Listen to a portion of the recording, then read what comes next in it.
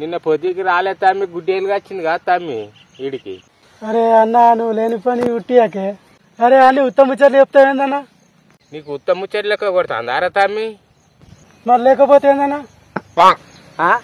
ఏమైంది? ఉత్త పిరికి పిచ్చిలో వస్తాండ్రా తమ్మి, గుడ్డేలుగా వచ్చింది అంటే చూచానా? నిజమా తమ్మి? ఏమో నాతో అంటాడు. ఎట్లా తెలిసి నీకు వచ్చిందని? అరే అన్న నీకెట్లా తెలిసే గుడ్డలుగా వచ్చిందని? అన్న అరే అన్ని ఏతుల ముచ్చట్లేనే. ఉత్తమ ముచ్చట్లా? నిన్న మా బాయికాడికి నీళ్ళకి వచ్చింది, కావాలంటే అడుగులు చూస్తా పారి, ఇప్పుడే చూస్తా పారి, నన్ను నమ్ముతలేరు కదా. సరే అన్న పాయ ఈయన ఏతుల ముచ్చట్లు చూద్దాం పా, ఈయన సంగతి ఎందుకు చూద్దాం పా, ఏతుల సాయి అన్న ముచ్చట్లు. ఇదిగో మా బాయి, ఇక దీని అవతల చెరువు ఉన్నదా?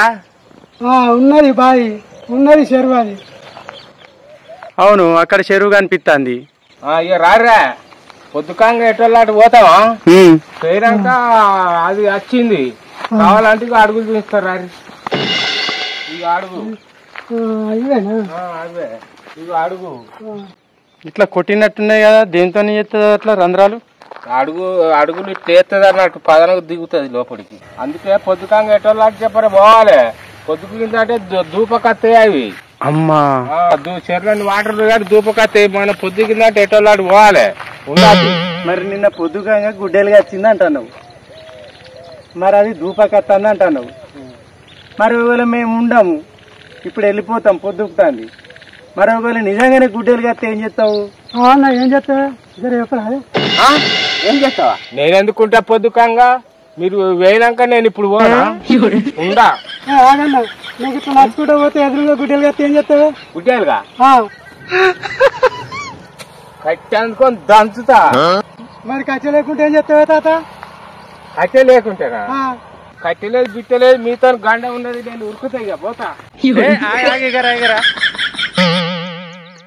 ఇప్పుడు నువ్వు పోతావు, పోతాండ పాము వచ్చింది, ఇట్లా బుస కొట్టింది, ఏం చేస్తావు? దారి కట్టం వస్తే కరెక్టే.